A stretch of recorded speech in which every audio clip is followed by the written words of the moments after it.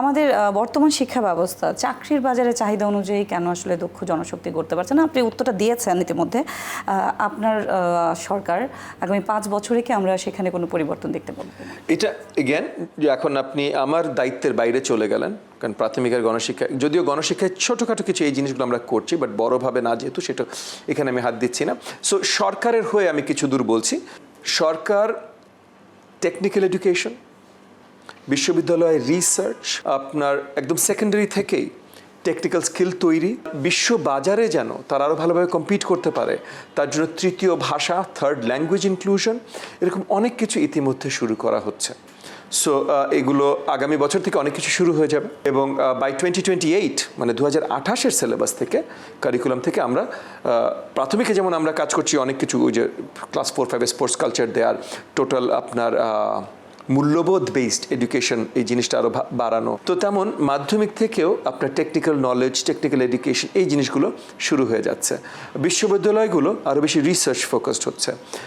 Technical আপনার ইনস্টিটিউটগুলোর ক্ষমতায়ন বাড়ছে, তারা যেন আরও স্কিলগুলো বাড়াতে পারে।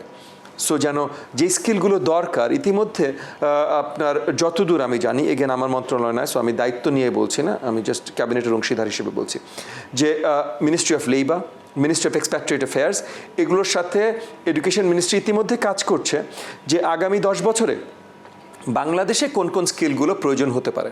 মিনিস্ট্রি অফ লেবারের সাথে, ফরেন মিনিস্ট্রি এটার সাথে জড়িত আছে। মিনিস্ট্রি অফ এক্সপ্যাট্রিয়েট অ্যাফেয়ার্স, যে বিদেশে চাকরি, এটা মানে কোন দেশগুলোতে এরকম এক্সপ্যাট চাকরির জন্য নেওয়া হতে পারে এবং সেই জায়গায় কোন স্কিলগুলো প্রয়োজন হতে পারে, কোন দেশগুলো সেই হিসেবে কোন ভাষাগুলো প্রয়োজন হতে পারে, এই সব নতুন করে এই কমিউনিকেশনের মানে এই কোঅর্ডিনেশনের মাধ্যমে একদম মানে মাধ্যমিক উচ্চ মাধ্যমিক শিক্ষা ব্যবস্থা থেকে ইনক্লুড করা হচ্ছে। ভাষার কথাটা যেহেতু বললেন, আমাদের তো অনেক সুযোগ আছে, চীন, জাপান বা এইসব দেশ, যেহেতু আমাদের আপনি যে র্যান্ডম বললেন সুযোগ আছে না, আমরা সরকার মাননীয় প্রধানমন্ত্রী এটা র্যান্ডমলি দেখছেন না।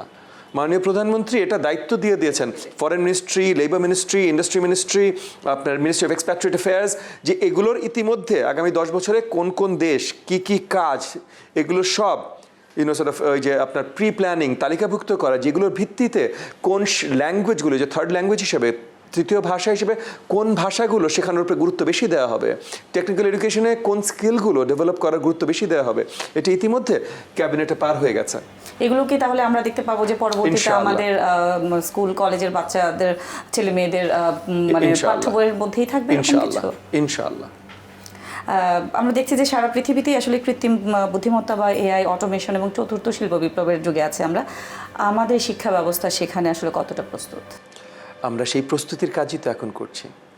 এই মুহূর্তে প্রস্তুত না, কিন্তু সেই প্রস্তুতির কাজ এখন আমরা করছি। আপনাদের 4-5 বছর সময়ে, এই 5 বছরের মধ্যে কি আমরা এমন কিছু দেখতে পারবো যেটা কি বলে এটাকে একদম বিস্ময়কর কিছু একটা, যে শিক্ষা আমি ব্যবস্থা? আপনাকে একটা জিনিস বলি, আপনার শোর মাধ্যমে, আপনার শোর একটা এপিসোড আপনারা করেন যে 2026 সালের জুন জুলাই মাসে, মানে আমরা জুলাই মাসে মাত্র পা দিলাম, জুন জুলাই মাসে বাংলাদেশের শিক্ষা ব্যবস্থা কী, এবং আপনারা অ্যানুয়াল বছরে একবার করে রিভিউ করেন।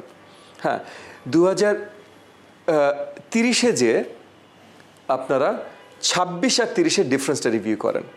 যদি আপনার ইনশাআল্লাহ বাকি সব কিছু আল্লাহ তাআলার উপরে, বাট মাননীয় প্রধানমন্ত্রী যা করছেন এবং যেভাবে দেখতে চান এবং ওনার নেতৃত্বে আমরা যা যা করছি, সেগুলো যদি মিনিমামও আমরা ফলপ্রসূভাবে করতে পারি, তাহলে আপনি নিজেই 2026-এর শো আর 2030-এর শোর দিকে তাকিয়ে হতবাক হয়ে যেয়ে থাকবেন, এটা আমার গ্যারান্টি। আমরা আশাবাদী। সব জায়গাতে আসলে সুশাসন এবং জবাবদিহিতাটা প্রয়োজন আছে। যেহেতু বরাদ্দ বেড়েছে, এখানেও একটা সুশাসন এবং জবাবদিহিতার প্রশ্ন থেকেই যায়। বিগত বছরগুলোতে আমরা যা দেখেছি, সব ক্ষেত্রেই আসলে সুশাসন, জবাবদিহিতা এবং স্বচ্ছতার অভাবেই কিন্তু দেশের আজকে এই অবস্থা।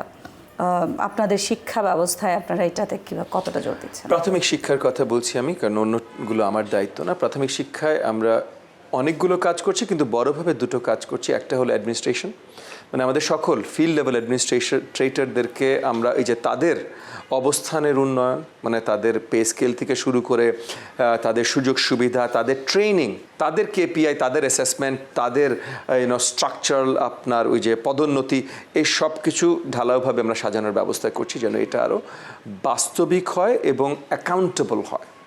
কারণ তাদের মাধ্যমে আমাদের মেইন মনিটরিংগুলো হবে। একই সাথে আমরা টেকনোলজির উপরেও বেশ কিছু নির্ভরতা বাড়াচ্ছি। আমরা একটা ইকোসিস্টেম তৈরি করছি যেটা টোটাল ইআরপি ম্যানেজমেন্ট সফটওয়্যার থাকবে স্কুলের, একই সাথে আমাদের এলএমএস মানে লার্নিং ম্যানেজমেন্ট সফটওয়্যার থাকবে, যে বাচ্চারা কতখানি শিখছে। কারণ আসলে বাচ্চাদের শেখা হলো আমাদের মূল টার্গেট।